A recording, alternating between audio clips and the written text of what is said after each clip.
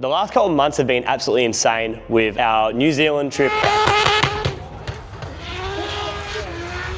our Tasmania trip, having to rebuild another RB30, and last weekend we had Winter Matsuri held by Vic Drift, and we took Kalani's S13 SR20, and we were hoping for a smooth sailing weekend, but unfortunately this car let us down. I didn't film much this weekend because I've been pretty sick the last couple of weeks, so I'm going to throw in some clips now of what happened with Kalani's car.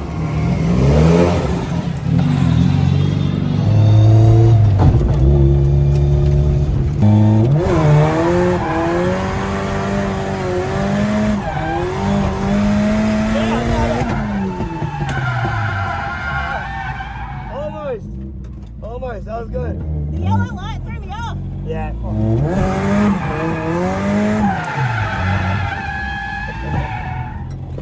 Yeah, you dial it back. Take it easy. Stop telling me what to do.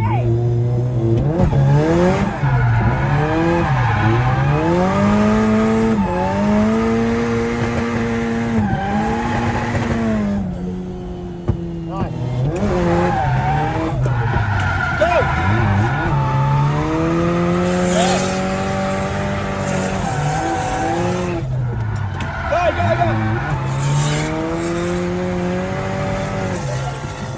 Good stuff.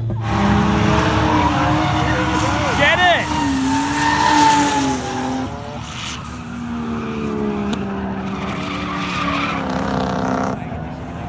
Oi. Yeah, she did. Ah! Over the ripple.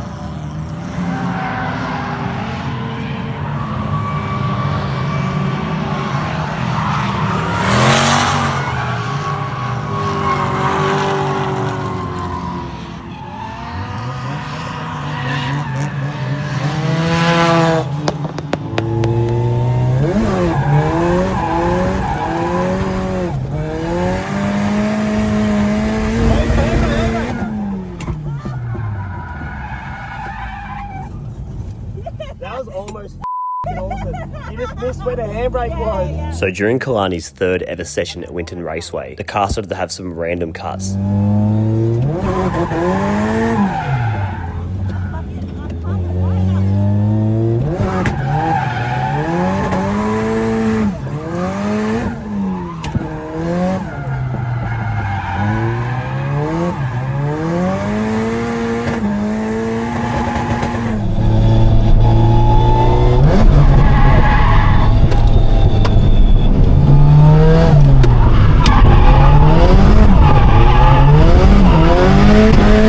So my original thought was that the E85 was bad as it smelled really odd in the jerry cans. So I ended up draining the entire tank, buying drum E85 from the track, which was $250 for 40 litres.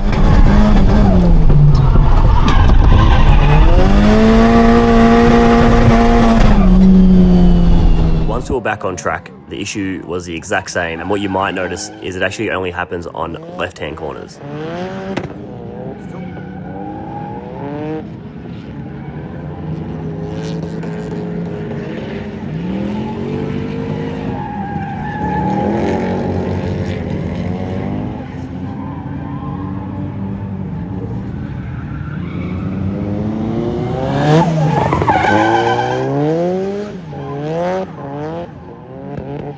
Still doing it.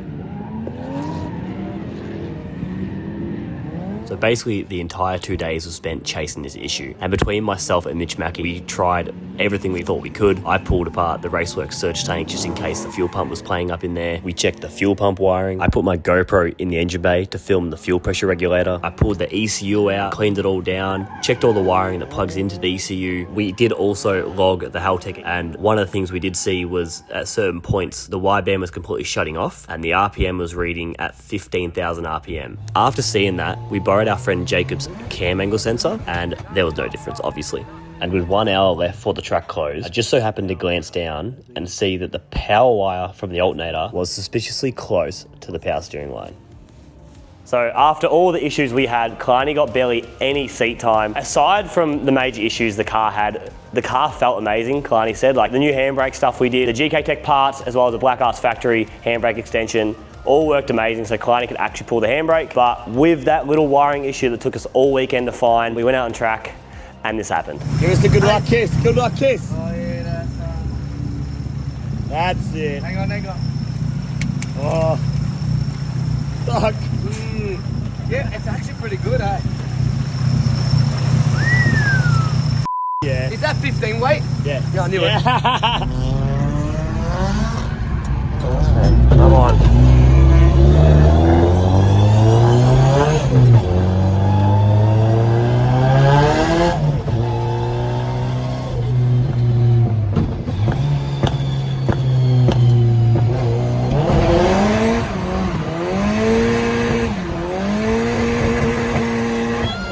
Yes!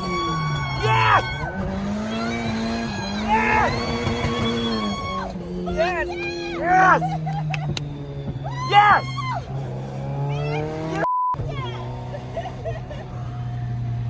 Oh, man. Oh my god. Get it, girl. Yes! Yes! Go! Oh, misfiring. Why is that misfiring? Uh-oh. Come on. Oil back line and come loose. Man, that lap. Oh my god, I knew that I was so capable of it.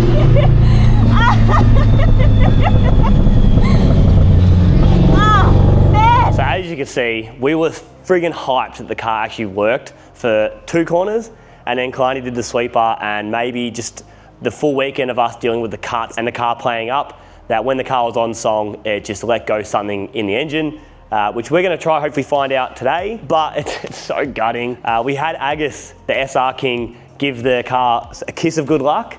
We probably think it's a kiss of death now because it, instantly happened, which sucks, but it is what it is. It is a stock SR and we are pushing it, well, we're not pushing it that hard, but it is a 4-cylinder. It is getting pushed hard, in my opinion. Plus all the issues it was having, it was on its way leading to disaster, and it is what it is. So now the plan is pull this SR20 out, make this engine bay actually look good. So once again, we've got another car build happening, and there's no deadline right now, but I'm sure there'll be one coming up very fast that we'll be like, we gotta get it done. So gutted because this car was wicked, and I'm gutted that Kalani missed out on 2 solid days of driving because the driving she did do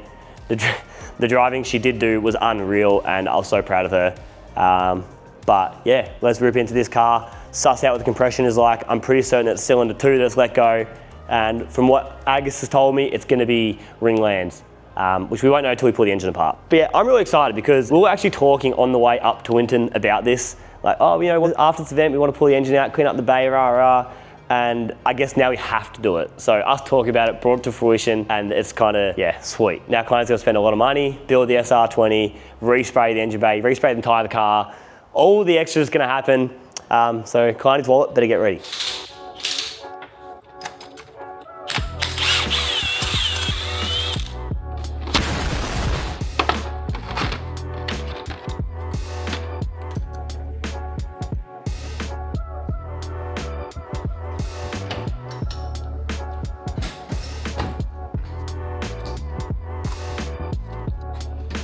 Cylinder 1.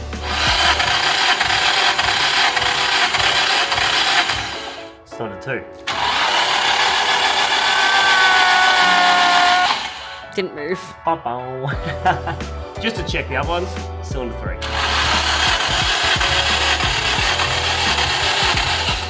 Yeah, compression's not good in that. Cylinder 4.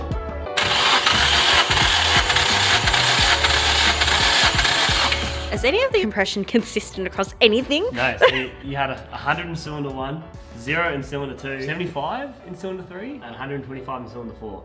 So this engine was clearly tired, unless something got damaged, like what happened to Matsuri. With the compression test done, me and Kalani set our sights on getting the engine out.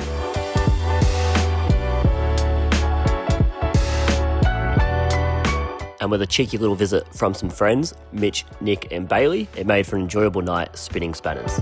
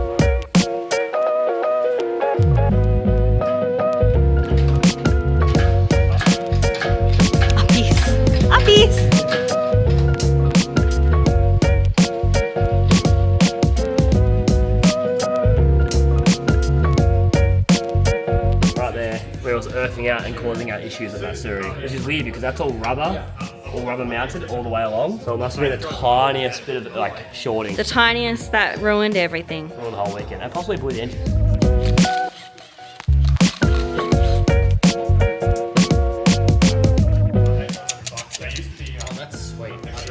I'd reuse it too. I'd reuse it. That single plate rattle. Yeah. Nah, it seems like the rivet's a bit too loose.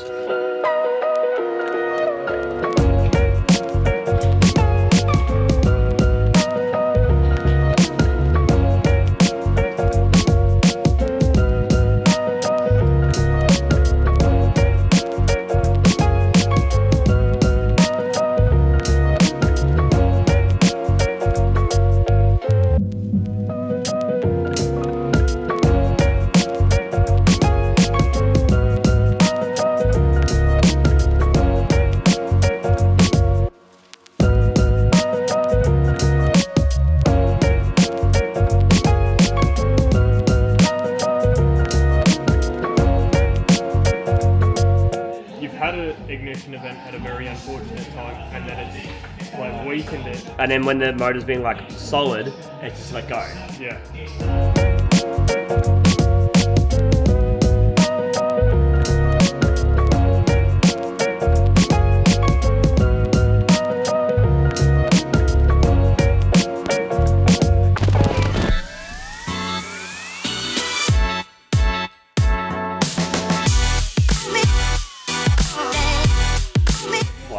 Still image. I did. I moved from there. I haven't been filming non-stop though. And you know what? If you want to tell me how to content create your own content.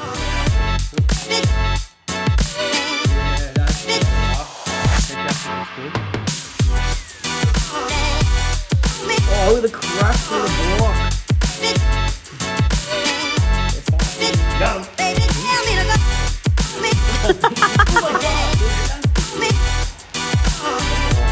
Oh, that's sick.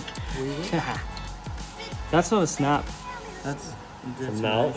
Thoughts? That's a melt. It wouldn't happen with an RB. Yes, it absolutely would. I can't believe I ruined my engine before I ruined my car. I preferred it the other way around.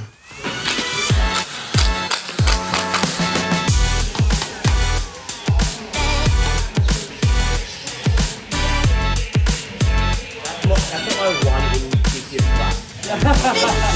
I read on it.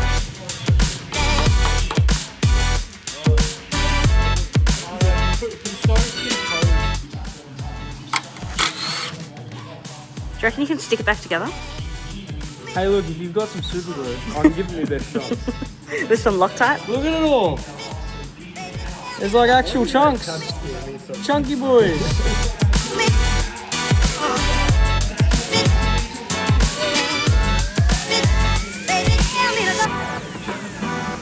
Silicon?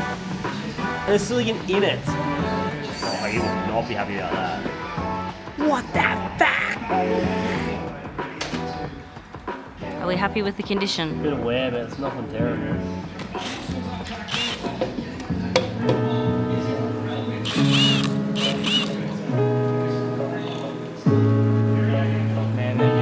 Not bad.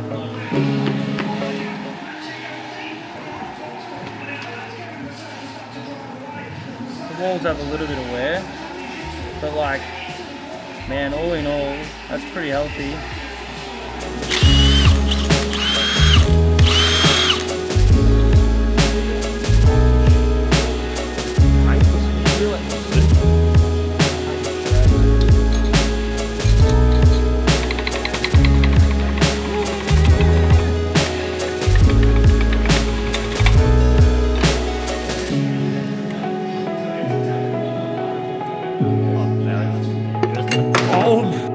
Too late. Well, that just dropped straight out. I think that might be the problem, Charles. Ah. Whoa! Holy heckin' hell! That's your problem, Batman. Holy hell. That is Thing called... melted, dude. Wow. You should get your injectors flow tested. Yes. Hectic, dude. Silicon has fell out. That's was- silicon.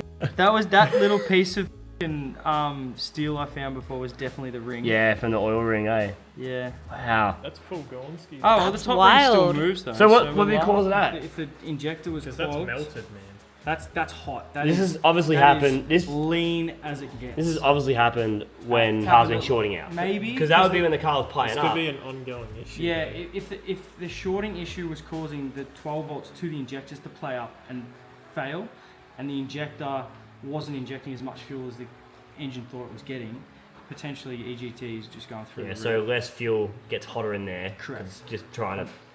100%. Fuel acts as a cooling agent as well as obviously combustion. Especially the E85. Yeah.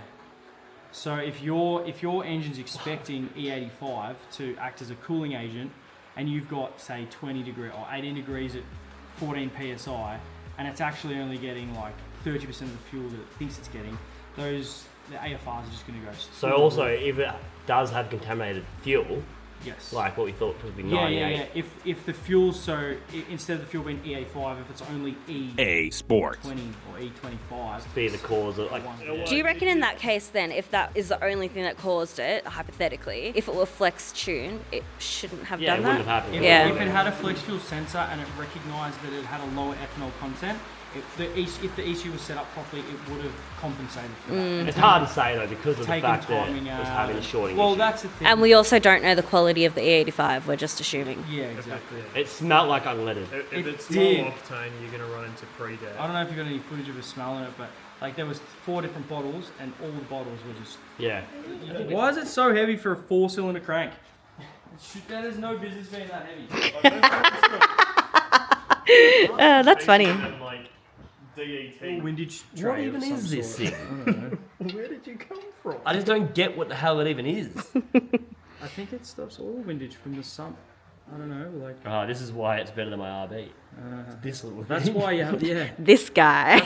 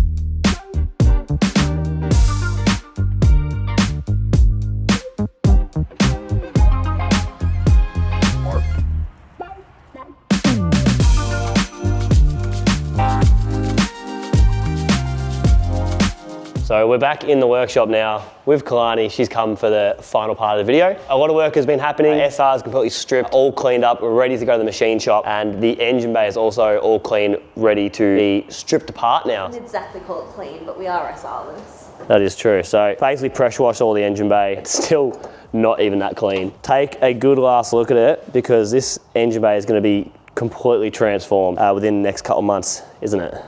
Allegedly. Allegedly. Plans are basically that tray is completely going. We're going to get rid of all that. These brackets over here, getting rid of them.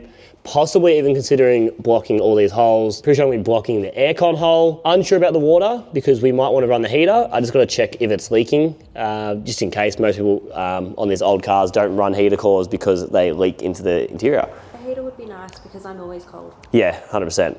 A heater would be friggin' awesome, especially in a drift car. They're like, yeah. Drift car, it's a street car. Honey.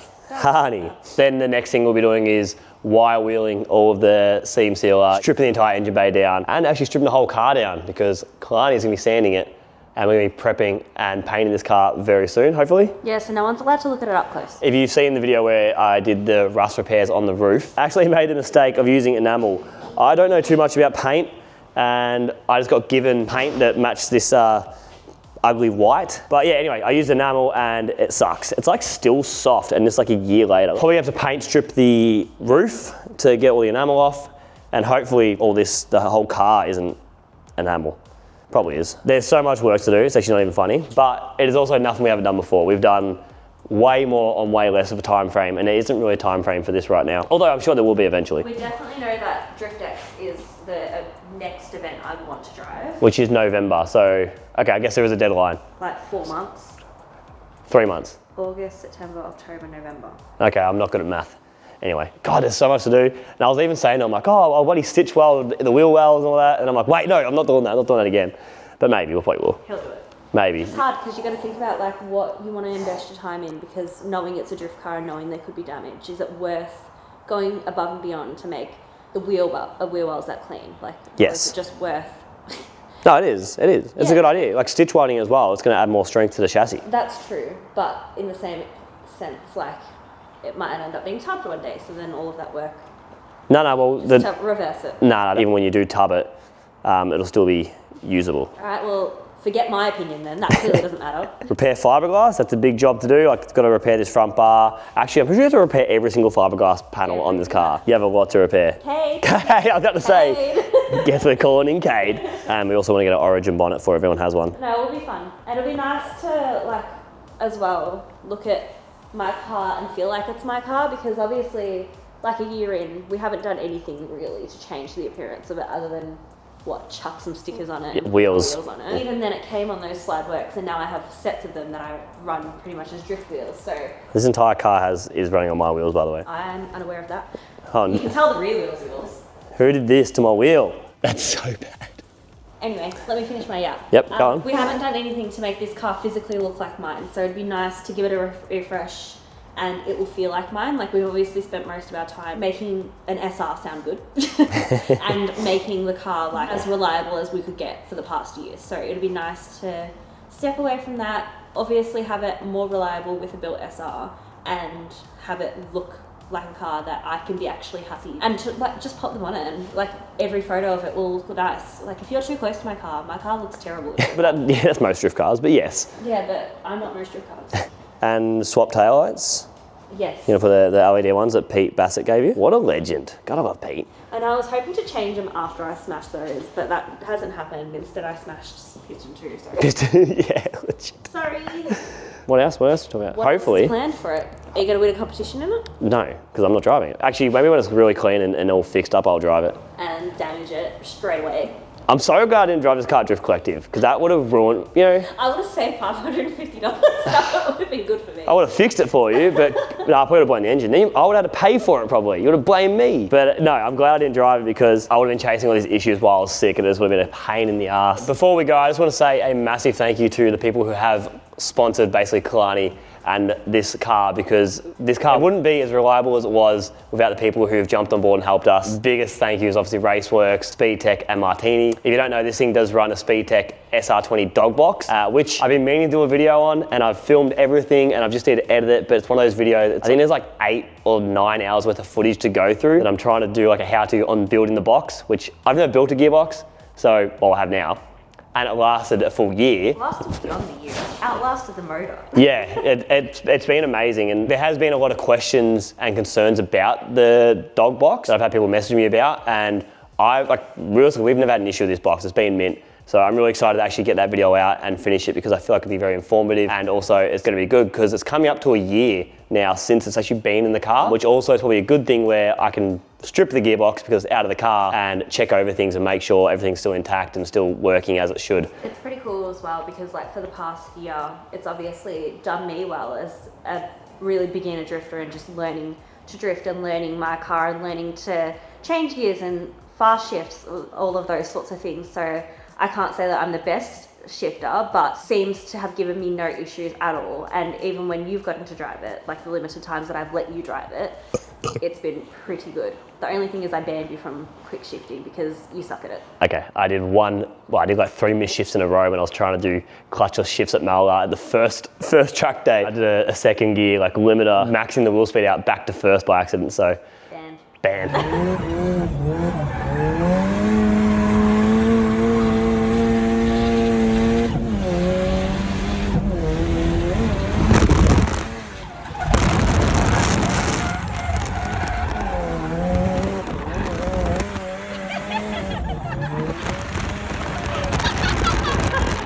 it's gonna be a really good video because it's one of those raw ones where it's just sound of machines and tools and stuff. So I think, yeah, I don't know, hopefully it'll be good, it'll probably be crap, who knows. That'll be out eventually, hopefully. I've been meaning to edit it for so long. I've already done a little bit and it took me like a full day to edit 5 minutes. Not that much. We're hoping to split the car Matsuri so that we could give it the full 1 year test and show like the difference between a beginner driver compared to an experienced driver and how that gearbox holds up and how good it is. But obviously the SR didn't want to play ball. Had other plans. Yeah, and this guy got to sit under the bonnet again. I think every event I've driven this year, I've just been, even not driven, just been there, I've been working on cars and it's annoying. Sorry, my arm got tired, so I swapped arms. We do have to do another little order for Raceworks because we do want to run all new fuel lines through this thing because it's got the surge tank, it's got all the nice stuff in the boot and the engine bay, but it's still got stock rubber lines at certain points and metal hard lines throughout the floor. So, Scotty, I'm gonna be calling you soon. If you did miss it, I have also just been recently sponsored by Haltech and they've jumped on board to support myself.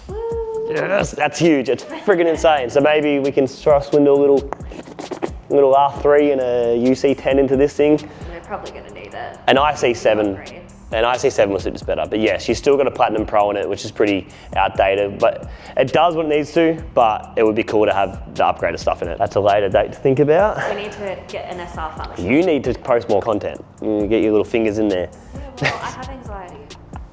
Another thank you that Cam probably missed is thank you to Zach at GK Tech for sending us out some cool parts that made this car cool when it was cool, and then it was not so cool, and now it's sitting. So thank you, Zach. Thank you, GK Tech. Thank you, Zach. And if you guys want to get sponsored by GK Tech, make sure you just type in ChatGPT, send a proposal to... Email Zach Bogdell. Yeah, email it to Zach Bogdell directly. He'll love that so much. Anyway, we should probably go because we have a lot of work to do and we should stop filming this intro. It's gone for like 15 minutes. This is an outro and we have a lot of tears to cry as well. Yeah. About the pain for the next couple of And the price. The plan is to go Nitto pistons, Nitto rods, new valve springs, maybe new cams, maybe go non-VCT, but... Who said that? Angus. Why? But, yeah, look, I kind of like the idea of keeping VCT for more response for her and like not wanting to max the engine out because we're going to aim for like high 200s. So we're going to build an SR400 motor and make the same power it made before. Yeah, but rev it 250 kilowatts. But rev it to 8.5, I reckon. That'd be f***ing awesome. Yeah, lower than 15.5. Yeah, oh my God, the ECU.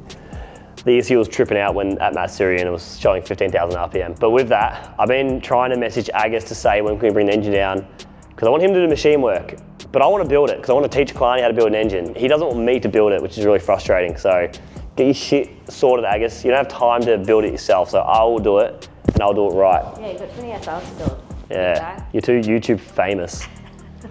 Anyway, we're rambling. If anyone is interested in buying like a kidney, I have two. A kidney? I don't need both of them, but I do need an SR. So Can you actually sell kidneys?